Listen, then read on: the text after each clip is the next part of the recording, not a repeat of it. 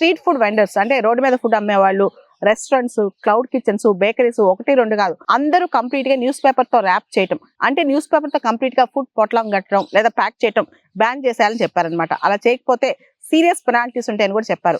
FSSAI వాళ్ళు మరియు municipal corporation అందరూ కలిసి సంయుక్తంగా ఈ స్ట్రీట్ వెండర్స్ మీద, రెస్టారెంట్స్ మీద, వీళ్ళందరి మీద సూపర్విజన్ చేస్తారంట, వీళ్ళపైన ఆడిట్ చేస్తారంట. ఒకవేళ కనుక న్యూస్ పేపర్స్ లో ఫుడ్ ప్యాకేజింగ్ అయితే చాలా కఠినమైన శిక్షలు ఉంటాయని కూడా ఇప్పుడు వార్నింగ్ ఇస్తున్నారనమాట. ఇప్పటి వరకు కూడా మనం ఏదైతే ఫుడ్ న్యూస్ పేపర్ లో పొట్లం కడుతున్నామో దానికి ప్రత్యామ్నాయాలు ఎత్తుకోమని కూడా ఇప్పుడు FSSAI చెప్తుందన్నమాట. ముఖ్యంగా సర్టిఫైడ్ అన్ప్రింటెడ్ ఫుడ్ గ్రేడ్ పేపర్ అన్నమాట. స్పెషల్ గా ఎడిబుల్ ఫుడ్ అంటే మనం తినే ఆహారం పెట్టేందుకు ఫుడ్ గ్రేడెడ్ పేపర్స్ కానీ, ఫుడ్ గ్రేడెడ్ కంటైనర్స్ కానీ ఏవైతే మనకి ఎకో ఫ్రెండ్లీ, అంతేకాకుండా మన ఫుడ్ దానిలో పెట్టినా, అంటే మనం తీసుకునే ఆహారం దానిలో పెట్టినా కలుషితం కాకుండా ఎటువంటి హెవీ మెటల్స్ కానీ, టాక్సిక్ ఎలిమెంట్స్ కానీ ఫుడ్ లో కలవకుండా ఉండే food graded containers, food graded papers ఉంటాయి అన్నమాట. దాంతో ర్యాప్ చేయమని కూడా ఇప్పుడు అడ్వైజర్స్ వస్తున్నాయి.